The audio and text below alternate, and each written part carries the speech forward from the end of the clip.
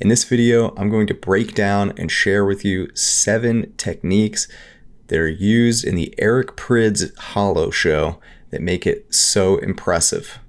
Breaking down and analyzing successful artwork is a great technique for you to use to get new ideas and improve your own work. So let's take a look at what makes these visuals so special so you can try it out in your own way.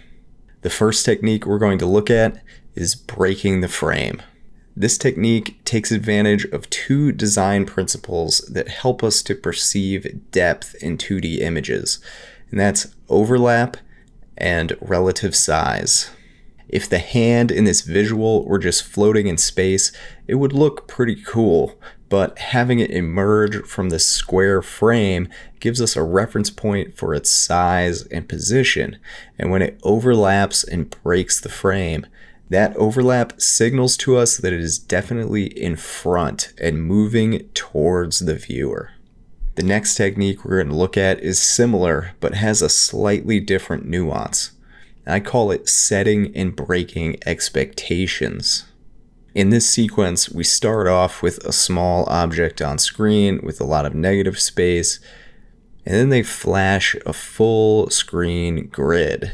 But then this cube begins to push through the grid, and it moves beyond the edge, which makes it feel more 3D.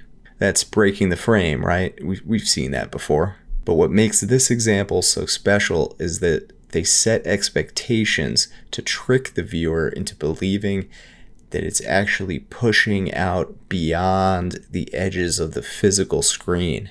By using a clip with a lot of negative space before this grid sequence, the viewer loses reference for where the edge of the screen actually is. And when they show the grid, which is close to full screen size, but just a little smaller, you perceive it to be the full screen.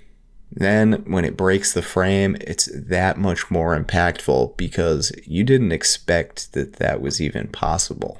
Okay, let's move on to our next technique, which is negative space, or never touch the sides.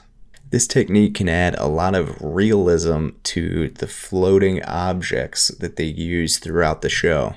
If something on screen gets cropped by the edge of the screen, we're reminded that it's on a screen that has borders.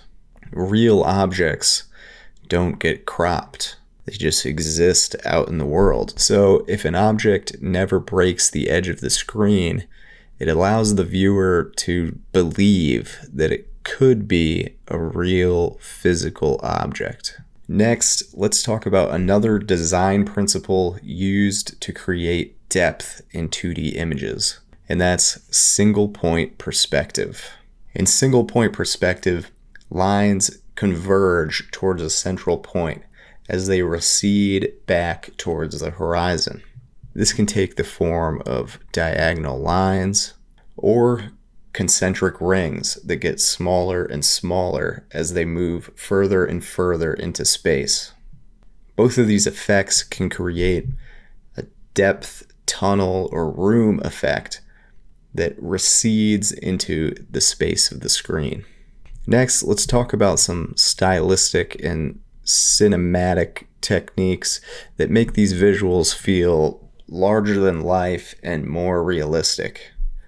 Shallow depth of field, wide angle lenses, and slightly low angle shots are camera techniques that are used to emphasize depth, make things feel larger, and also to sort of match the viewpoint of the viewer in a crowd below the stage so that objects on screen feel a bit more realistic.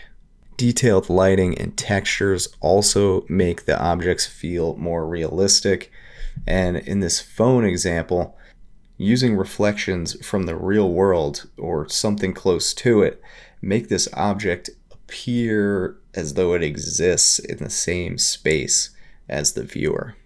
Next, let's talk a bit about the screen setup and the idea of layered screens.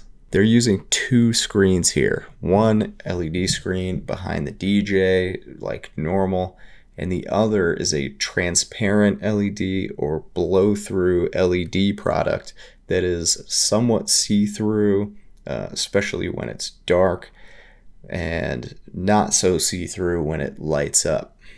Now, this does a few things. There's obviously physical depth between the two layers of screen, which can create interesting depth effects, but it also allows for layering of foreground and background imagery. Now, the transparent LED isn't fully translucent or invisible. Sometimes you do see the underlying grid structure, but that can actually help the illusion sometimes, because it really emphasizes, almost as a third layer, that there's something in front of this plane and something behind.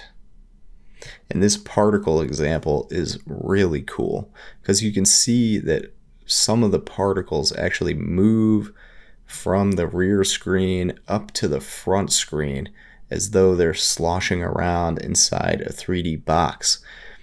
And they appear to move in front and behind the DJ as though he's inside the box with particles sloshing around him. And when they're on the front screen, they actually obscure him. And when they're behind him, you can see his silhouette. It's just a really cool effect. Another fun visual trick that they use is the repetition of real objects.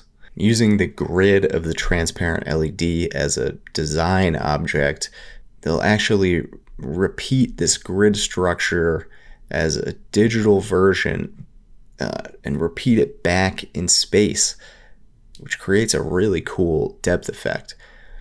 And they're also repeating volumetric lights like the ones that they have on stage back in this virtual space, and it's just really cool. And as we mentioned before, this creates a depth effect due to the diminishing scale and single point perspective, but it also helps the viewer to suspend disbelief because there's a real world reference for them to anchor onto that's then being extended into this virtual space.